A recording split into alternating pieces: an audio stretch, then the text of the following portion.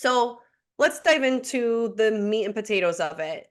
There's quite a bit of things that I could talk about. I could literally like nerd out on this all day long, but I'm going to stick to lucky number 7. There's really 7 things that I can come up with that can help you beat age discrimination and outshine your competition. And so, you might want to take out a pen and start taking notes because I'm going to cover a lot in a short amount of time. But don't worry, you're going to have this replay. Laura will be able to get you the slides, the replay, so that way you can come back to it.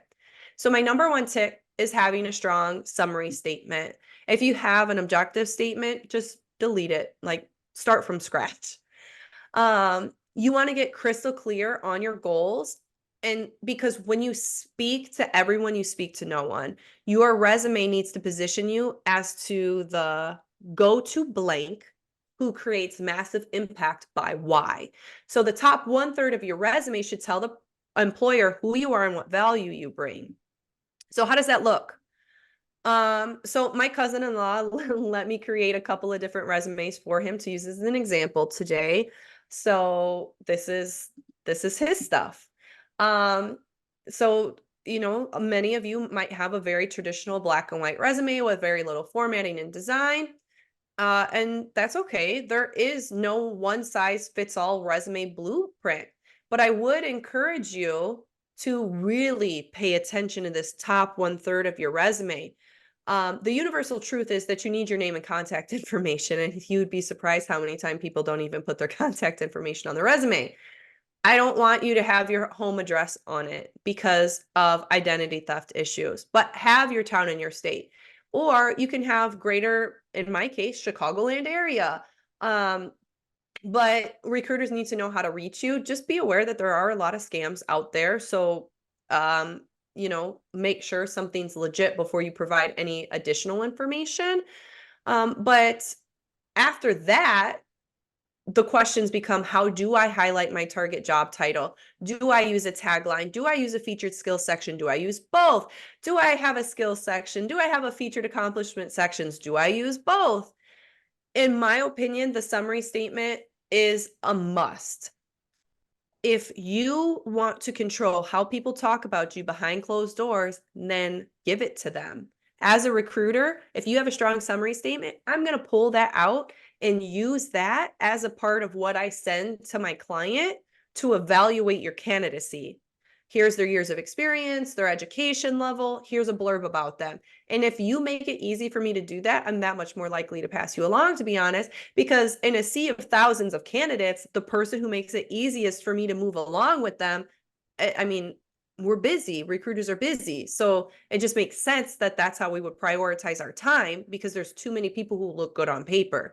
And so I would also say that having your target title is like genius.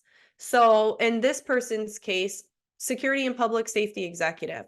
But let's say you've never been in the role that you want. Let's say you want to level up in your career. You want to take that next step.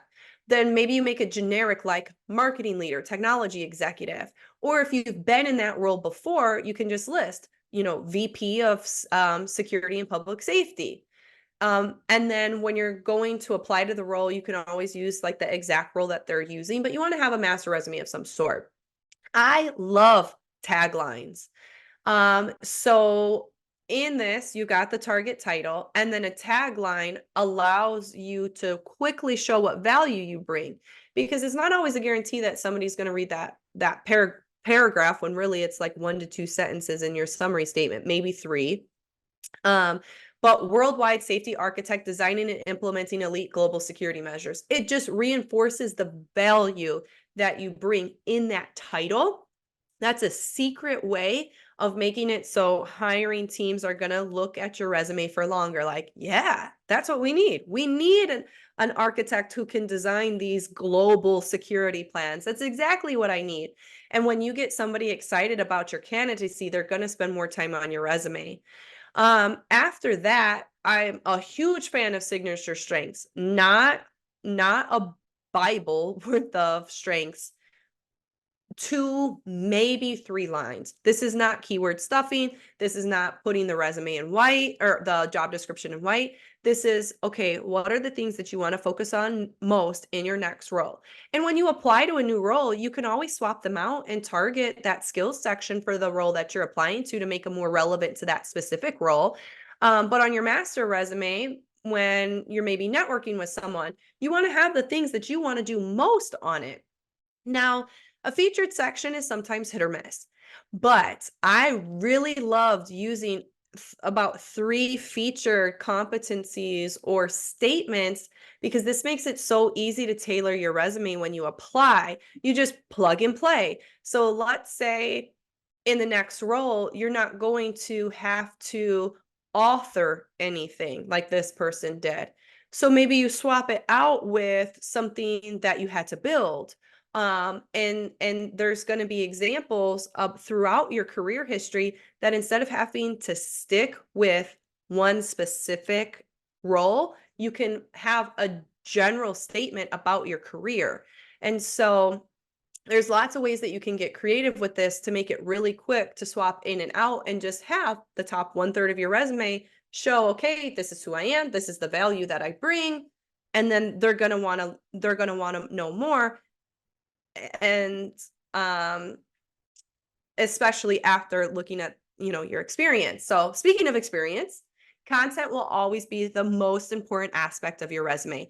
For those of you who are concerned with the applicant tracking system, please remember it's a software. You can think of it as a big digital filing cabinet that stores candidate information. There is always a human being behind the scenes. Your content is within your control. So it's imperative that you showcase how you drove value and how you measure that value. And so when you can have quantifiable achievements, this is a huge miss. I can't tell you how many resumes that I see that read like a job description instead of a performance evaluation. On your resume, it should look like a performance evaluation. Here's my overarching scope, and here's the way that I kicked butt or created value. So if you're in that boat right now, try this. Google's formula is the XYZ, accomplish X as measured by Y by doing Z. And then there's the RAC formula, results plus action plus context. So obtained, a $25,000 grant from the Department of Homeland Security for a large-scale surveillance system, becoming the first ever private sector DHS grant recipient in Chicago. And so it started off with a strong action verb, obtained. Some dated action verbs are going to be like responsible for. If you have too many responsible fors, take that up a notch. Like spearheaded, mastermind, pioneered, helmed.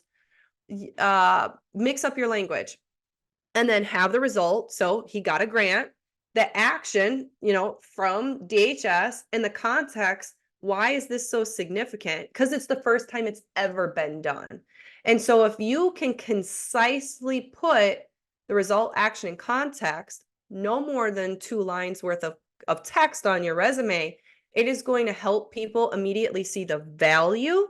And then if they decide to move forward with you, they're going to then be able to see the context as well. That myth that recruiters only take 7 seconds to scan a resume, it's true. The first time around, we are eliminating people. Okay, check, check, check, check, check. Great, I'm putting them in the yes pile for now. Then once I narrow down that yes pile, then I'm going to take another glance at the resume and look at it a little bit more thoroughly. I want to make sure that you get at least through that first yes, yes, yes, yes, yes, that 7-second glance. These are some ways to do it. And then it will also, all of this advice will help you all the way through the interview process.